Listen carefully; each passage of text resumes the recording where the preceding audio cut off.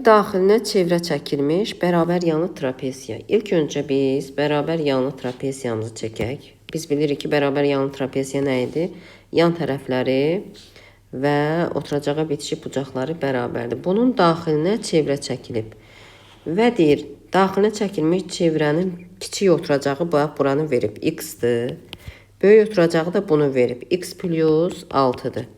İndi bizə deyir ki, yan tərəfinin uzunluğu da 10 cm-dir. Baxın, yan tərəf bununla işarə olunur. Bu da 10-dadır. 10, 10. İlk öncə biz bilirik ki, ümumiyyətlə, dörd bucaqlının daxilini çevrə çəkmək üçün qarşı tərəflərin cəmi bir-birinə bərabər olmalıdır. Buradan yaza bilərik. X üstəgəl 6 bərabərdir 10 üstəgəl 10-a.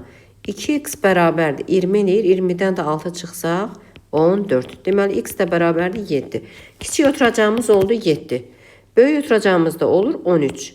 Bizdən böyük oturacağı istəyir. Bax, böyük oturacağı tapdıq ki 13. Böyük oturacaq oldu 13.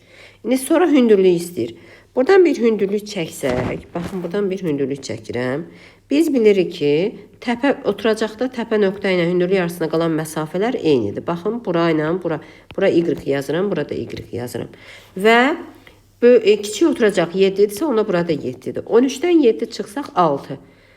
Baxın, ümumi uzunluq 2y-də bax, 2y üstə gəlir 7 bərabərdir 13-ə. 2y bərabərdir 6-ya, y də bərabərdir 3-ə.